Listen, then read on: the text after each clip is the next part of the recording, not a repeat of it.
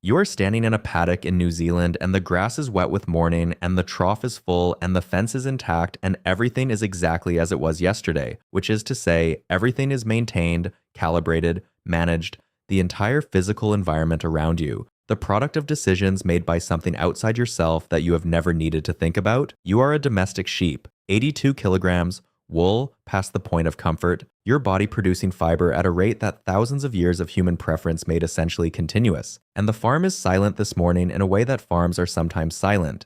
And so the silence does not register as different until it extends past the variation the routine contains. And by evening, the gate is still closed, and the trough is still full from yesterday, and the silence has become the silence of a system still standing, but no longer operated. And this is where the story begins. The first week looks like nothing changed because the physical infrastructure of the farm was built to persist. The grass does not know the farmer is gone. The fence posts are as solid as yesterday. And the sheep graze and the lambs follow, and the flock moves in the loose coordinated way of animals whose entire social technology is oriented around not being separated from each other. And then the predators arrive, not on the second day, but with the timing of animals that were always at the margins and are now noticing that the deterrent keeping them there is gone. The dogs first, farm dogs and town dogs running loose within days, some confused, some reverting to something older than their domesticated behavior with a speed that suggests the older thing was never far beneath the surface, and the sheep have no real framework for this. Domestication selected so thoroughly against the fear responses and flight behaviors of prey animals that must manage their own survival, that what remains is a ghost of those behaviors, present in outline but not in the functional detail that makes them useful. And the first attacks are chaos, panicked sheep running into fences, lambs separated in confusion, animals cornering themselves in the geometry the farm creates, and the mortality in the first months is disaster rather than clean selection. It removes animals not for specific traits but for being in the wrong place. And what survives is partly luck and partly the faint residue of prey instinct that some individuals retained more strongly, the ones whose fear response was slightly faster, whose flight initiated slightly earlier, who chose open ground over corners when the panic came, and these survivors are the foundation of everything that follows. 20 years out, and the difference is visible if you know what to look for. The wool is shorter on the surviving animals and their lambs, not because anyone selected for it, but because animals that moved freely survived, and excessive wool impedes movement, and the selection against it is as direct as selection gets. The animals are leaner and slightly smaller, the large body mass that human nutrition management supported being a liability when you must find your own food rather than receive it, and their heads are up more often, the continuous head-down grazing posture of domestic sheep giving way to the interrupted grazing of a prey animal that allocates attention between feeding and scanning, not because anything taught this, but because the animals that lifted their heads lived, and the ones that did not contributed to the predator's diet instead of the next generation. And the fence that has been degrading since maintenance stopped finally fails at its weakest point, and the paddock opens and the sheep move out, and the landscape begins asking questions that the paddock never asked. And different landscapes ask different questions, and different questions produce different animals across enough time.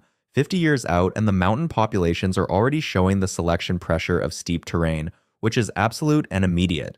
A lamb that cannot navigate a slope does not receive a second attempt, and the survivors of each generation are the ones whose coordination and hoof placement were slightly better than those that fell. And slightly better compounding across 50 years of annual generations is not slight anymore. These animals are moving through terrain that would have stopped their grandparents, their legs more muscular through the lower limb, their hooves showing the wear of animals that live on rock rather than managed pasture. And their alertness has a quality the flatland sheep do not share. Danger in the mountains comes from above as often as from beside, and the scanning behavior of the mountain animals is developing the particular quality of prey that must monitor 3 dimensions rather than 2. The flatland animals are going a different direction. Open grassland is where visibility is highest and where speed is the primary survival tool. Because there is nowhere to hide, and the only answer to a predator visible from a kilometer away is to be faster than it can close that distance, and the flatland sheep are selecting for leg length and stride efficiency and the stamina of animals that must sustain speed rather than produce a single burst. Their bodies becoming ranger, the wool shorter because the flatland climate demands less insulation, and wool is weight, and weight is cost, and costs not paying for anything get selected against. 100 years out, and the two populations are behaviorally distinct in ways becoming anatomically distinct, and a third population in the forested hill country is going a third direction entirely. Forest rewards different things than mountain or grassland. The predator you cannot see is more dangerous than the one you can.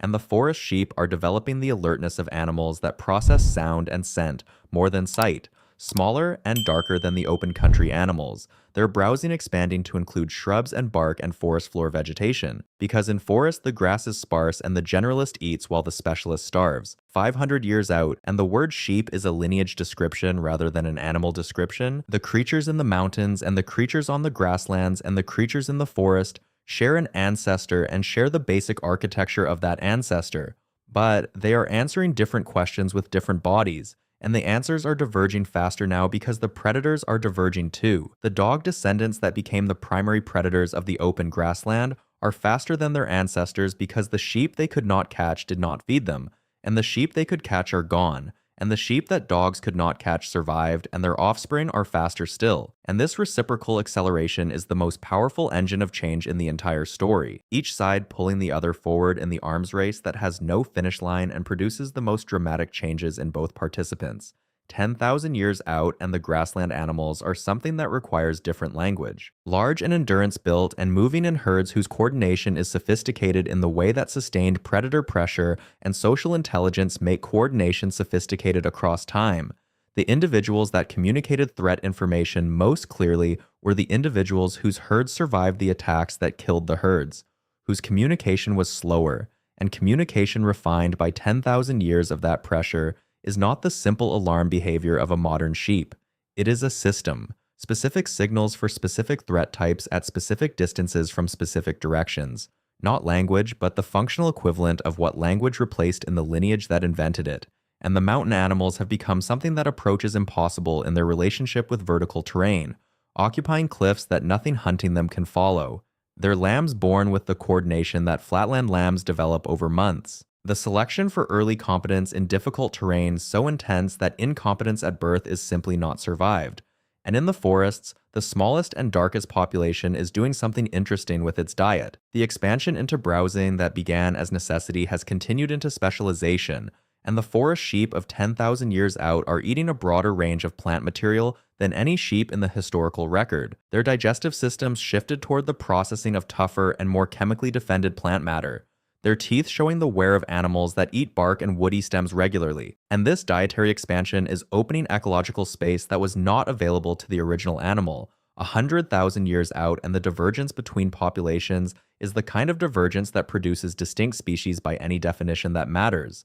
The grassland form and the mountain form and the forest form are not interbreeding in any meaningful frequency. Their ranges overlap at edges, but their behavior and their habitat preference and their physical differences have made interbreeding rare enough that the genetic distance is growing in one direction, and each form is continuing to be shaped by the specific pressures of its specific environment. The grassland animals now migrating seasonally across distances that their ancestors could not have sustained, following the vegetation cycles of a continental grassland that has been expanding across former agricultural land for 100,000 years without human management redirecting it. The mountain animals occupying ranges that extend higher than any sheep ever lived during the human era. The cold at those altitudes having selected for the coat density and metabolic efficiency of animals that are genuinely alpine rather than animals that were placed in alpine environments by farmers and supplemented through hard winters. And 1 million years after the farm gate was last closed by human hands, on a grassland that has been running the predator and prey arms race for long enough that the race is simply what the grassland is. A herd of several hundred animals moves through tall grass in a formation that their behavioral inheritance has refined into something close to optimal. Young animals central, adults at the margins, pacing between individuals not random, but the accumulated product of millions of decisions about what spacing allows the fastest collective response.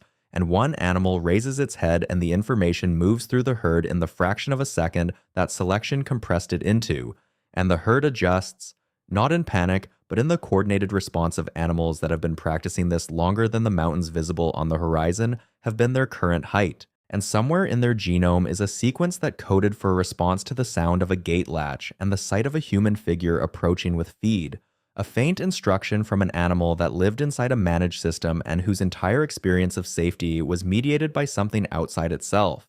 It connects to nothing now. The gates are rust, The farms are soil. The humans are so completely absent that their absence is the world. And the herd moves into the morning, and the grass moves around them, and the story continues without anyone left to name what it has become.